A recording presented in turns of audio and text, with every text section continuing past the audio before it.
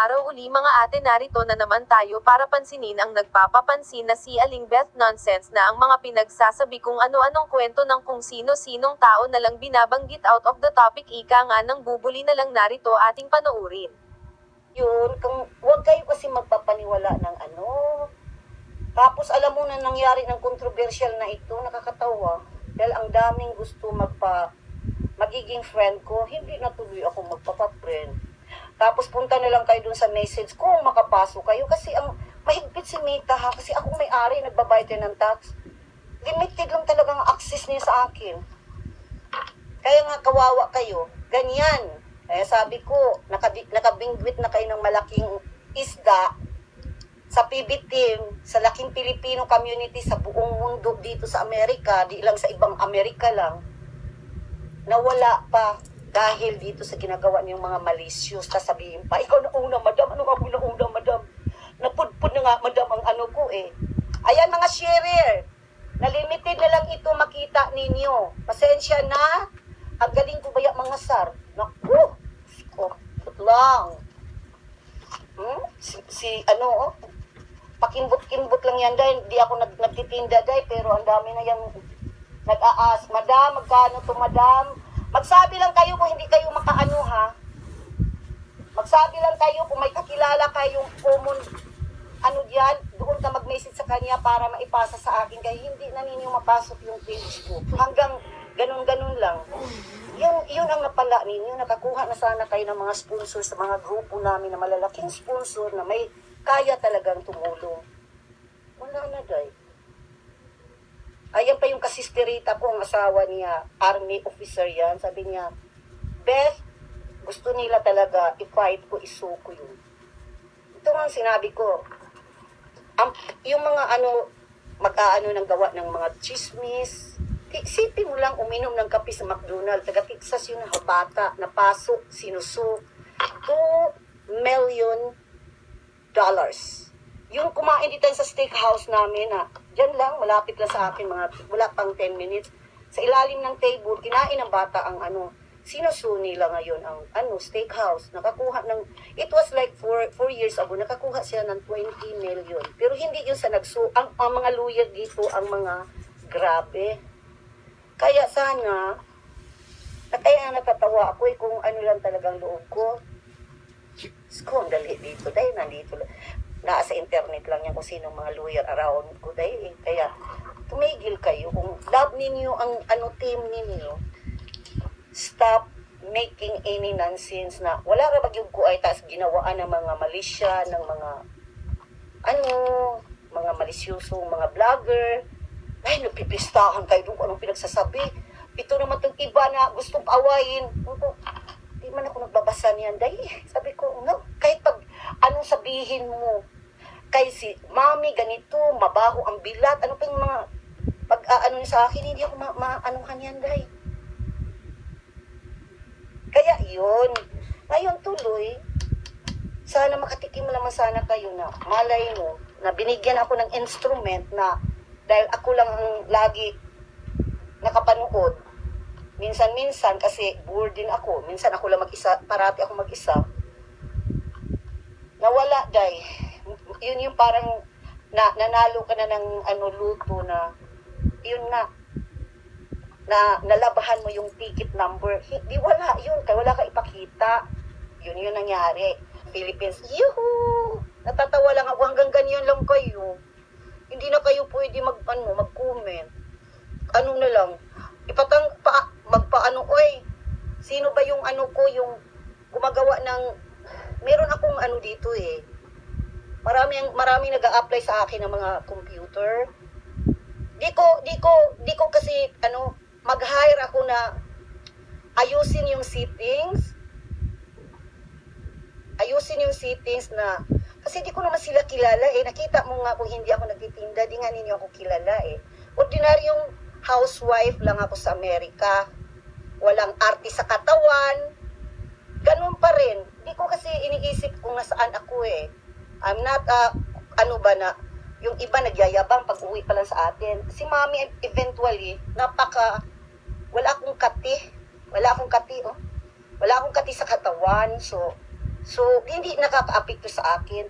Pero, ang mga kaibigan ko, yung mga buyers na hindi ko naman kailangan ang sympathy. Mami, tanggalin mo yung mami, mamatay. Kung kayo ang huwag kayo magbasa, dahil si mami hindi ako apektado. Nung pinapabasa ko ng asawa ko nung Sunday, siyempre naapektuhan siya dahil banat eh. After noon, bash pa kayo ng bash. Kahit yung bash na sakyanan, wala na akong pakialam. Wala talaga. Kayo ang may kasalanan. Lalo na Holy Week. Tomorrow is the third Friday of the Holy Week. Pangatlo na tayo. Halfway na kasi sa kailan ba yung calendar natin? Ayan oh. February ning oh. Tapos ngayon is the last day of the month. Ayan, kayo talaga. Kaya, ayan, third Friday, uno na pala ngayon. Tapos ang natin, Palm Sunday natin, ayan, almost na tayo. Kayo ang may kasalanan sa mga chismusang mga palaka.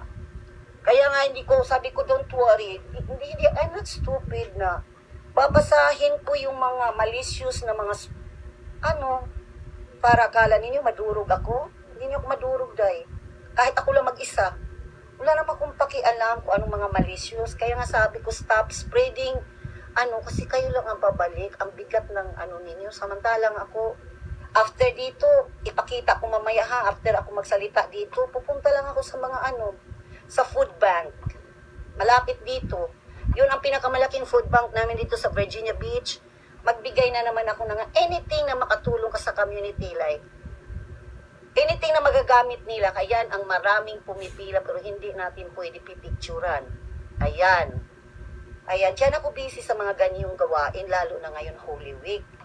Kasi kailangan ka na, kung sobra-sobra ang pantry mo, magbigay tayo ng tulong. Hindi kay puro na lang, saan na yun? Ang sarap tingnan yung mga angry face. Saan na yung mga angry face? Saan na yun?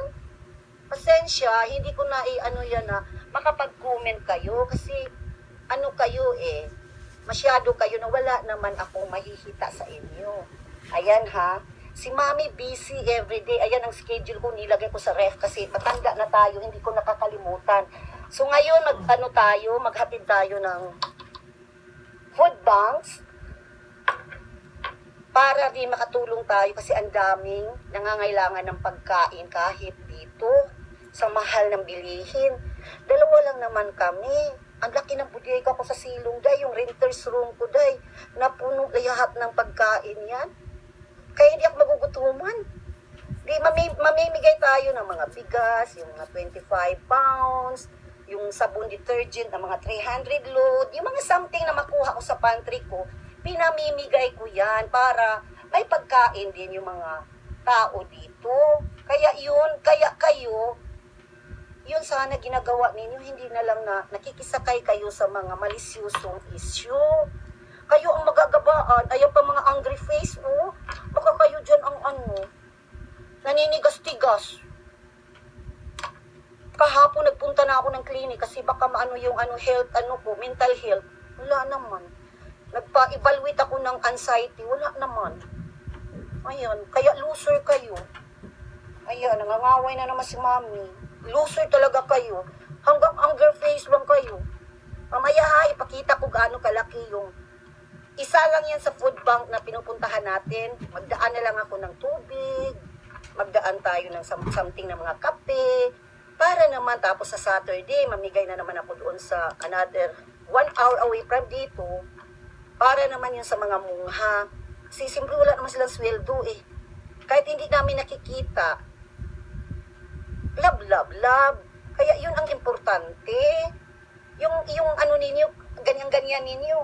No, hindi maapektuhan si Mami Alam mo, kami kong blessed dahil Kaya yan at saka ito dahil 7th year anniversary natin, at saka alam ko hindi ninyo ma-share.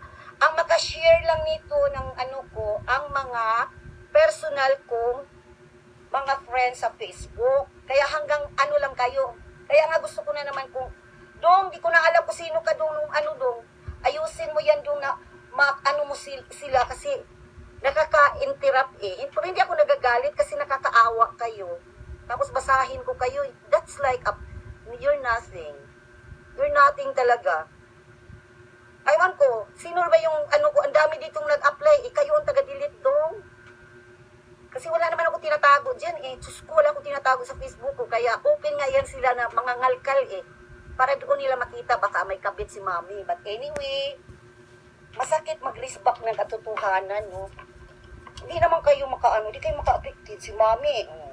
After nito ngayon, maaga pa, pupunta tayo kasi I never tried to drop off kasi ang drop off namin mga simbahan.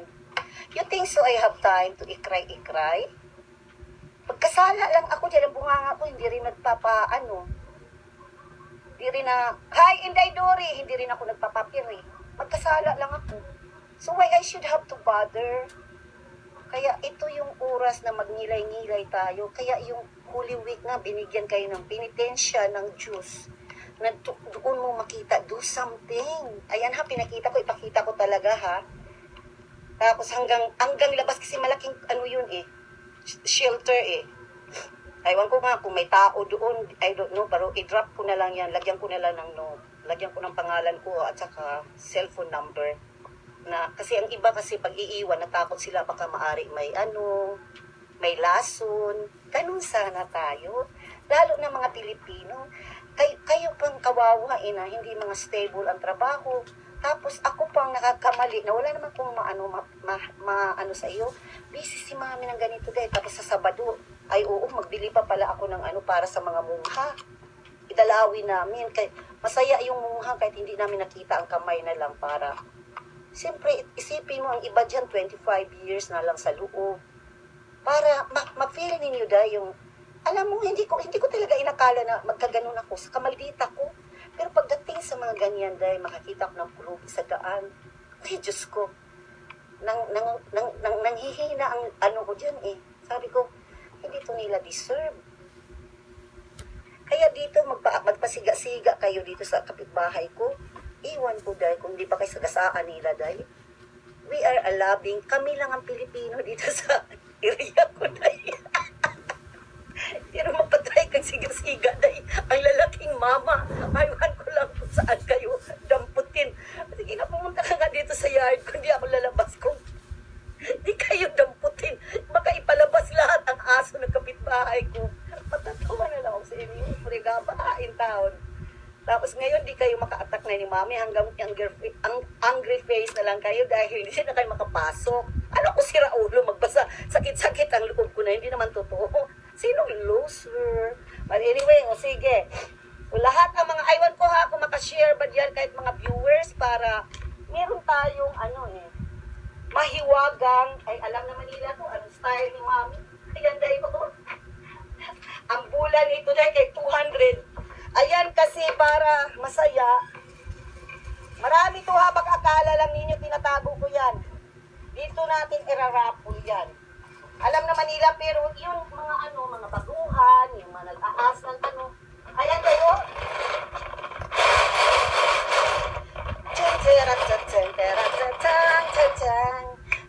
Ayan ang lula ninyo dayo. Lambot pa sumayaw dayo. Makinis pa ang legs ni mami dayo. Ayan pa Ayan dayo. Tapos ayan dayo, di ka na nagsawa diyan sa gold ko dayo. Fake yan dayo, fake pas mukha mo. Ayan dayo. Diamond dayo. Sige pa, mag-ingitay tayo. Ayan ilang akarat na diamond dayo. Di lang to $13,000 itong isa dayo ha. $13. Dati na to. Ayan, yung isang ring. Kaya huwag ka mangbabas. Ayan, ano lang kayo dyan, since you're i-share ninyo, huwag ninyo i-share pag hindi rin kaya makabili kasi ayaw ko ng ganun, magulo. Kaya nga ngayon, selected na lang makapasok dyan. Okay. Para yan sa Easter, natin ha, doble tuloy kasi ang Easter natin is fulls of 31.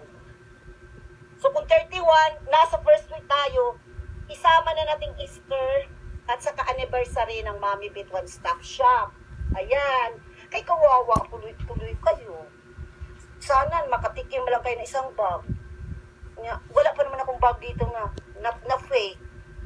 Nakaano tuloy kayo, mga kayo. Lalo na, mga ano kayo, inggit. Sino na iinggit? Galanti mo naman si mami mamimigay, day. Magbigay ako, day. 100,000, day. 100,000, wala akong pakialam, day. Basta ayusin lang ninyo. Hindi cash, mga paninda. Ngayon, dahil nababasa ko sa inyo, I'm sorry. Tapos ngayon, dahil gusto niyo yung pasikat, no, di ko kailangan yun. Kaya nga, nakaano lang po eh. Basta yung hindi ko friend, hindi na kayo makakomment na parang i-attack niyo si mami, wala. Kaya kung hindi kayo suki ni mami, umalis na lang kayo. Wala na kayo mapapala kay mami. Umalis na lang kayo, kaya masaya pa ako sa 5-10 eh. Kaya nga yung mga moments namin na grabe ang tawanan namin dito. Diyos ko, kaya nga ang mga leching anakis, alam nila yan.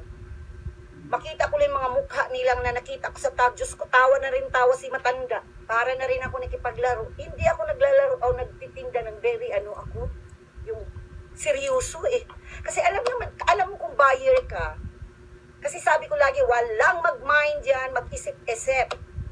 Ibahin mo ako sa iba na pag-mind ngayon within 30 minutes after live, may resibo ka na, ginawaan ka na nila ng receipt. Ako hindi. Think about if you have money, that money ba, pambili mo ba talaga yun? Kasi ayaw ko ng cancellation dahil naka-block agad kayo. You think so? Hahabol ako ng mga ilang libo, di ko kailangan dahil sa dami ng Ano sa palagay nyo ang nangyayari sa Aling Beth na ito dahil ba sa inggit niya kay Paul? Kung nagustuhan nyo ang topic natin, paki-likes and subscribe po. Salamat, hanggang dito na lang muna mga ate, lagi tayo mag-iingat. God bless and bye-bye.